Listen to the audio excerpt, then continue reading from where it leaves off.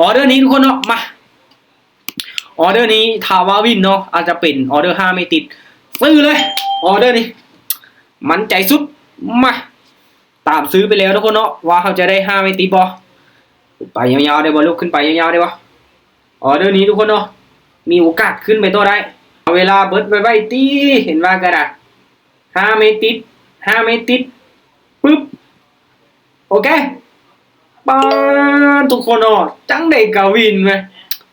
ป้ามันอยากเกิดขนาดเห็นบ่ไปออเดอร์เลย15 เหรียญ5 เหรียญ15 เหรียญโอ้โหเอามาอื่น31เดือนต่อไปเราค่อยจะเปิดมีตติ้งในการสอนเด้อทุกคนเด้อเนาะหลักๆค่อยอยากให้ทุกคนออกแบบให้มันดีๆเนาะในการเทรดของตนเองคือข้อเองนี่ในหน้าปัจจุบันเด้อทุกคนเด้อค่อยบ่ได้นั่งเฝ้ากราฟเบิดมือเบิดเว้นแล้วเนาะค่อยเข้ามาเบิ่งกราฟช่วงนี้งามเป็นตาเทศค่อยจังเทศกราฟช่วงนี้บ่งามบ่เป็นตาเทศค่อยจะบ่เทศเนาะคือเป็นหยังเนาะช่วงที่ค่อยเทศหลายๆเทศไปจนสุดเนาะส่วนหลายแม่นจะส่งเปิดมีตติ้งเนาะส่งเปิดมีตติ้งนี่เจอกราฟจังไดมาค่อยก็สิเทศเนาะได้เสียจังไดก็ให้มันเป็นไปตามแผนเนาะมาโอเคทุกคนเนาะเดี๋ยวมาเบิ่งนำกันเนาะว่ากราฟตัวใดโอเคเนาะบ่สวิงบ่หรือว่าจังไดแต่เบิ่งจากแท่งเทียนเนาะเบิ่งจากไซเทียนนี่เริ่มสวิงเนาะสำหรับ Dotcoin เดี๋ยวเบิ่ง Bitcoin ก่อนBitcoin BTC ของเฮาก็เป็นแท่งเทียนสลับทุกคนเนาะเป็นแท่งเทียนสลับเนาะเขียวแดงเขียวแดงเนาะเฮาก็สังเกตเบิ่งไซเทียนโอเคทุกคนเนาะรอบนี้เดี๋ยวค่อยจะขอเทรดกับซุยเด้อทุกคนเด้อเนาะกับน้ำมันนี่เนาะนะกับซุยเนาะเดี๋ยวเฮามาเบิ่งนำกันเพราะว่ามื้อนี้เทรดกับซุยมีกำไรเนาะโอเคในการตั้งเป้าหมายเด้อทุกคนเด้อเนาะเอา 10% เนาะหรือว่า 55.55 เนาะมื้อนี้นี่มักเลข5ทุกคนเนาะมีแต่5555อย่างเดียวเลยเนาะมาเดี๋ยวมาเบิ่งนำกันว่าค่อยจะเทรดมีกำไรบ่เนาะหรือว่าสิขาดทุนบ่มีไผฮู้อนาคตตัวเนาะแต่หลักๆเฮายอมรับความเสี่ยงได้เนาะต้นทุนจำนวนนี้เฮาเอามาหลายเนาะเฮายอมรับความเสี่ยงได้เวลาได้กำไรแม่นมันได้หลายเนาะแต่เวลาขาดทุนมันก็ขาดทุนหลายคือกันเด้อทุกคนเด้อมาโอเคสำหรับวิธีการเดินเงินเนาะค่อยจะปล่อยออเดอร์ละ15 เหรียญเด้อถ้ากราฟงามเนาะเอาวิเคราะห์ได้เฮาก็สิไปจักให้มันฮอด100เนาะกำไรเนาะเราต้องมีความฝันที่ยิ่งใหญ่เนาะแต่ว่าเขาจะโบออินเด้อทุกคนเด้อเนาะเขาจะโบออินเด้อโอเคเดี๋ยวมาเบิ่งน้ำกันมาโอ้ตอนนี้ขึ้นมาเนาะเดี๋ยวนับเบิ่งทางนี้เป็นแดงทางนี้เป็นแดงทางนี้เป็นเขียวเป็นเขียวเป็นเขียวโอเคตัวเนาะสำหรับออเดอร์นี้มาถามว่าบ่มีหยังเปลี่ยนแปลงเด้อทุกคนเด้อเนาะมาถามว่าบ่มีหยังเปลี่ยนแปลงออเดอร์นี้เบิ่งนำกันโอเคออเดอร์นี้ค่อยตามซื้อเลยดูเนาะมาเข้าออเดอร์ซื้อไปเลยเดี๋ยวมาเบิ่งน้ำกันเนาะว่าจะปิดจังไดเพราะสังเกตเห็นเนาะวอลุ่มของ MACD เนาะแล้วก็เน็ตวอลุ่มก็ใส่ลงแน่มาเบิ่งน้ำกันว่ามันสิสลับขึ้นไปเขียวได้บ่ออเดอร์นี้เบิ่งจากไซเทียนเนาะแสดงว่าออเดอร์นี้นี่มีการปฏิเสธมีการผลักดันราคาขึ้นไปเนาะมาออเดอร์นี้ปิดเขียวงามให้เฮาได้บ่โอ้กราฟทรงนี้ทุกคนเนาะมีไซส์ยาวๆจังซี่ก็เอามาเบิ่งนำกันเนาะว่าบ่ได้1วิสุดท้ายเขียวได้บ่ลูกเขียวปึ๊บโอเคออเดอร์แรกแห้งมาไปกันต่อทุกคนเนาะไปกันต่อโอเคคือเก่าเนาะเดินเงินคือเก่ามาออเดอร์นี้เด้อทุกคนเด้อออเดอร์นี้ข่าวว่าบ่มีหยังเปลี่ยนแปลงเนาะโอเคออเดอร์นี้ทุกคนขายเด้อขายเนาะตามได้ส่วนได้เด้อทุกคนเด้อเนาะอันนี้ค่อยก็ได้ย้ำเป็นประจำเนาะตามได้ส่วนได้ให้ทุกคนวิเคราะห์ไปนํกันเด้อไผมีต้นทุนเนาะอยากเทรดตามได้ส่วนได้เลยทุกคนเนาะให้มั่นใจในตนเองเนาะเงินของเฮาตัดสินใจด้วยตัวเองเป็นการดีเนาะทุกคนเนาะได้เสียจงบ่โทษกันเด้เนาะค่อยเองก็เปิดมีตติ้งเทรดสดๆให้ทุกคนเบิ่งเนาะบ่หมายเข้ามาค่อยพาเทรดพาทุกคนหาเงินบ่แม่นเด้อทุกคนเด้อเนาะอย่าเข้าใจผิดว่าค่อยพาหาเงินบ่แม่นเนาะมีแต่เทศให้ทุกคนเบิ่งเนาะตัดสินใจเนาะในการมีข้อตามได้ส่วนได้เลยเนาะอันนี้ก็ขึ้นอยู่กับทุกคนออเดอร์นี้จังได้กาวินโอ้ยงามๆเลยทุกคนเนาะมา2ออเดอร์แรกนี่คือเว้ย 2ออเดอร์แรกนี่คือนะเอาคืออยู่ไว้สักมาโอเคปรับเงินเนาะการเดินเงินนี่สำคัญเดี๋ยวทุกคนเนาะการเดินเงินสำคัญแห้งขายมาหลายแท้แห้งนี้โอเคทุกคนเนาะออเดอร์นี้ขายเด้อมารู้สึกว่ามันลงมายาวจังซี่เนาะแห้งขายมาหลายจังซี่นี่ลองตามเบิ่งจากบ้านดูตามแห้งขายเบิ่งจากบ้านมาเบิ่งน้ำกันทุกคนเนาะมีโอกาสลงมาได้ถ้าว่ามันลงมาหลายจังซี่เนาะแทงเทียนมันยังจวดลงมาในตอนท้ายเนาะแทงเทียนมันยังจวดลงมาอยู่ลงมาต่อลูกสันละโบงามเลยทุกคนเนาะเอาในส่วนได้ทุกคนเนาะวิเคราะห์ไปน้ำกันจังใดก็ใส่เต็มที่เลยเนาะว่าเรื่องใจเลยเฮ้ยนี่ไปก่อนลูกนี่ไปก่อนกันจังสันละโบทุกคนเนาะเปิดสร้างมางามหลายทุกคน3ออเดอร์ติดต่อกันมาเอาจาก5ออเดอร์นี้ดูก็ได้เปิดกล้องของขวัญแต่ว่าเราต้องไปทุกๆนาทีทุกๆออเดอร์เนาะเขาจะข้ามมาได้ออเดอร์นี้ลงมาต่ำเลยเนาะลงมาค่อนข้างที่จะหลากเดี๋ยวทุกคนเนาะโอเคเอาออเดอร์นี้ซื้อเด้อทุกคนเด้อเพราะว่ามันลงมาแดงนี่หลายแท่งแล้วเนาะแห่งขายนี่ยังมาหลายเด้อแห่งขายนี่ยังมาหลายเนาะแต่ว่าเบิ่งจากแท่งเทียนที่มันลงมาเนาะตัวนี้กระแดงตัวนี้กระแดงตัวนี้กระแดงตัวนี้กระแดงเนาะถ้างั้นแท่งนี้มีโอกาสพักตัวได้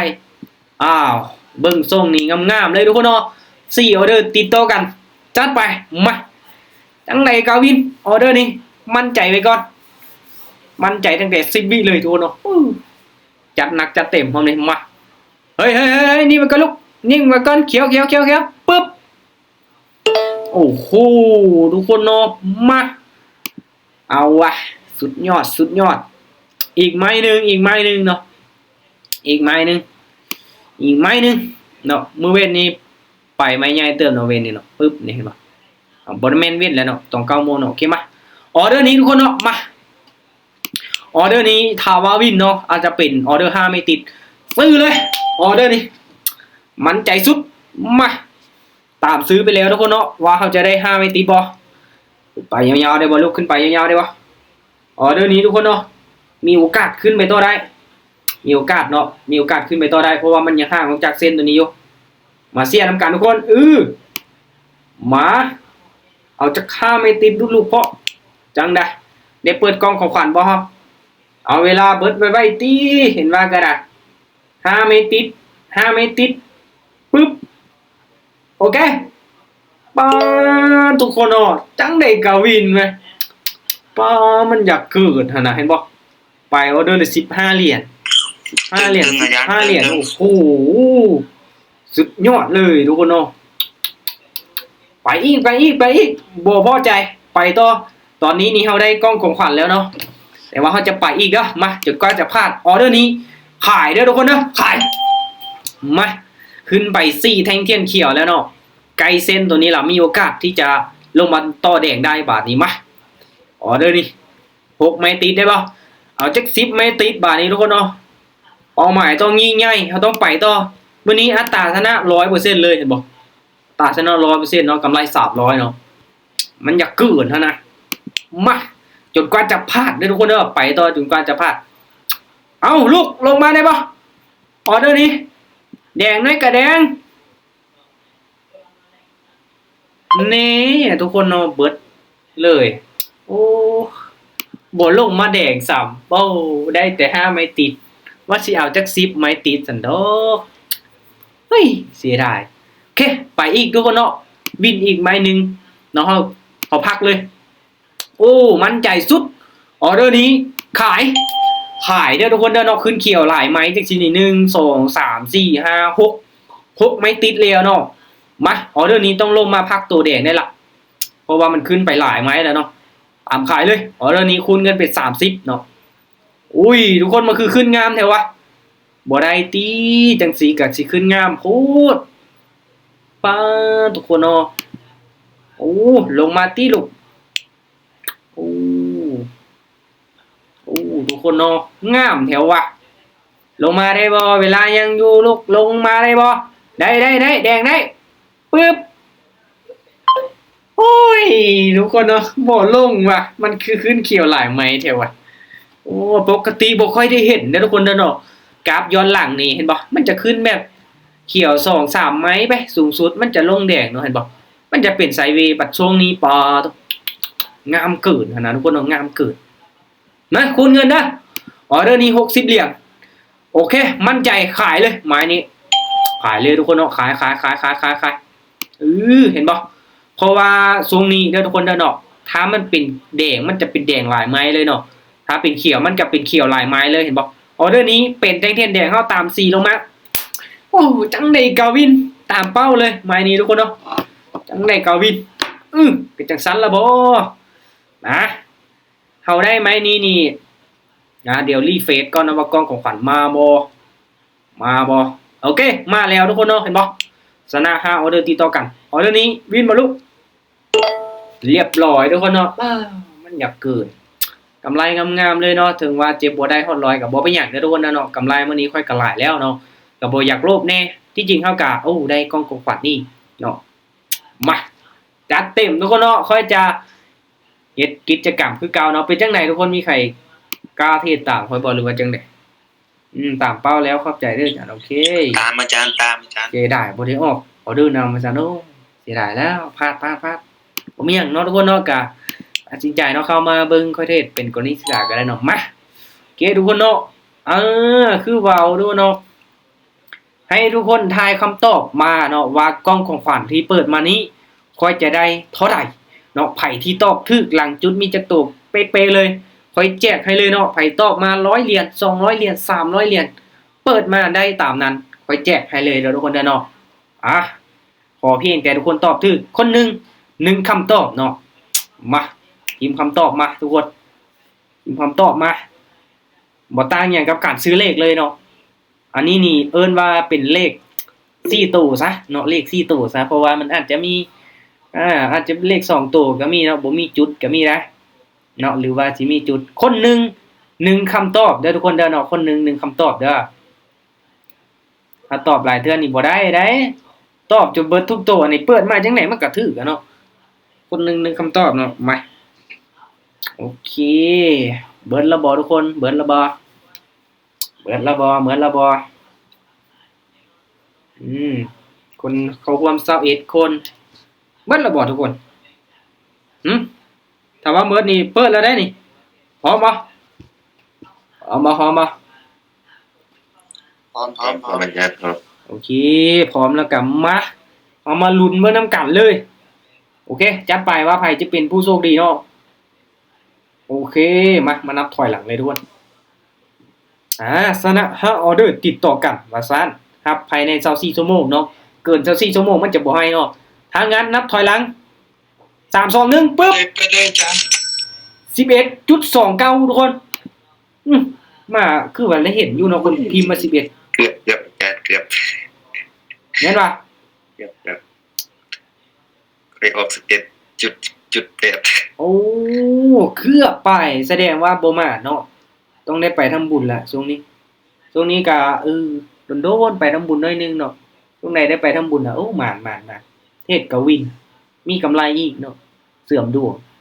โอเคทุกคนเนาะกะรอบนี้เฮาก็บ่ผิดหวังเนาะคือที่คนเห็นเลยเนาะข้อยเองก็วินมาเนาะกำไรก็หลายเนาะชนะ5ออเดอร์ติดต่อกันเนาะเห็นบ่เปิดมาชนะ5ไม้แล้วก็พลาด2แล้วก็วินเนาะกำไรมันงามๆเลยโอเคทุกคนเนาะนี่แหละการเทรดมันก็มีได้มีเสียเนาะบางมื้อเฮาก็ได้หลายเนาะถ้าว่าต้นทุนหลายบางมื้อเฮาได้หลายแน่นอนแต่เวลาเสียเฮาเสียหลายเนาะบ่ว่าจะเท่าใดเนาะให้เฮายอมรับความเสี่ยงในตัวนี้เฮาก็เอาเท่านี้เนาะเฮาบ่ได้เอาไปเปรียบเทียบกับคนอื่นเนาะโอเคโอเคทุกคนเนาะมันๆเด้อเทรดบวกๆเนาะคือกันเนาะมื้อนี้เฮาก็พักก่อนเอาไว้เป็นมื้อหน้าเนาะก็จะเปิดมีตติ้งเทรดใหม่โอเคเข้ามาร่วมศึกษานำกันตั้งใจศึกษาทุกคนเนาะทุกๆการลงทุนมีความเสี่ยงเนาะให้ศึกษาให้มันดีๆเด้อโอเคบ๊ายบายทุกคนเจอกันใหม่คราวต่อไป